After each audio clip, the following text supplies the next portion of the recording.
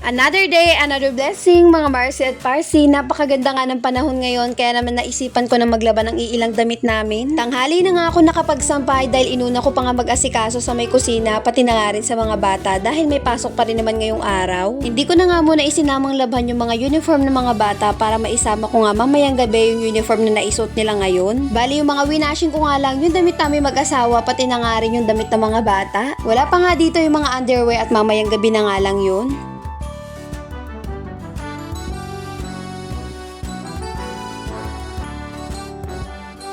Pagkahatid ko nga pala kanina kay Sena, ang dami ko pa nga naiwan ligpitin dito sa may lamesa. Mapapansin nyo nga dyan, iba na yung suot na damit ko dahil nagpalit nga ako't nabasa ako nung nagkusot ako. At dahil kanina nga natapos na ako makapaglinis ng kusina, kaya naman sinunod ko na yung lamesa, pati na nga rin tong makeup organizer. Iko ko nga rin po pala yung brand nitong pinaglalagyan ko ng makeup. At sa mga nagtatanong nga ng link nito, ilalagay ko na lang sa may comment section. Pinayos ko nga lang lahat ng nakalagay dyan at tinapon ko na nga yung mga wala ng laman. Alam nyo ba, may plano nga ako sa side na to na maglagay ng malaking salamin, kaso nga lang inaantay ko pa na maalis tong tukador at manifesting lang muna tayo. Naku po, itong antawil na ginamit ni Daddy sa pagligo kaninang umaga nandito pa nga rin nakasabit sa may upuan. Pagkatapos ko nga dyan magpunas nag-vacuum naman ako ng sahig. Bihira na nga ako gumamit ngayon ng walis at saka dustpan at mas gusto ko nga itong Fujihama vacuum. Pag vacuum kasi yung ginagamit ko para talagang napakalinis ng sahig. At pagkatapos ko nga dun sa may kainan dito naman tayo sa may sala. Binacuum ko nga lang din yan dahil napakaraming ng mga puti-puti. Inayos ko na nga rin dyan yung mga throw pillow at niligpit ko na nga rin yung iilang kalat. Naku po, yung bag na ginamit ni Gia nandun pa sa may upuan, tapos yung tumbler niya naman nakapatong dun sa may center table. Sipag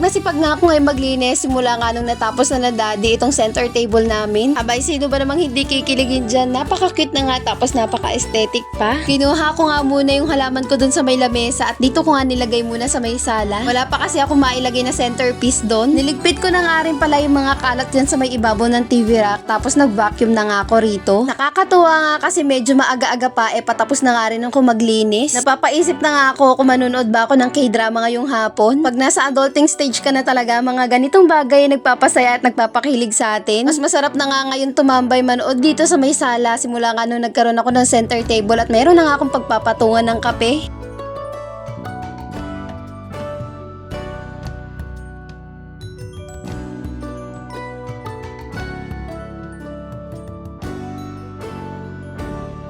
Sa wakas nga dumating na tong host na in-order ko sa Orange app. Alinsangan na kasi ngayon, kaya naman gusto ng mga bata na gumamit ng inflatable pool, kaso nga lang wala nga kaming host. 5 meters nga lang din po pala itong host na in-order ko para lang umabot dun sa may gripo papunta dun sa may inflatable pool. Sinubukan na nga namin kagad kung aabot nga ba talaga at ayan, saktong-sakto nga lang. Dumating nga rin ngayon yung water container na in-order ko. Ang hirap kasi pag isang galon nga lang ang meron kami dito. Gulat nga ako kung ano nga ba yung tumutunog sa loob. Yun pala, meron pa tong kasamang extrang faucet. At kung gusto nyo nga rin ng host, pati na nga rin itong water container, ay ilalagay ko na lang ang link sa may comment section. At yun lang muna mga Marcy at Parsi. Salamat sa panonood. Till next video!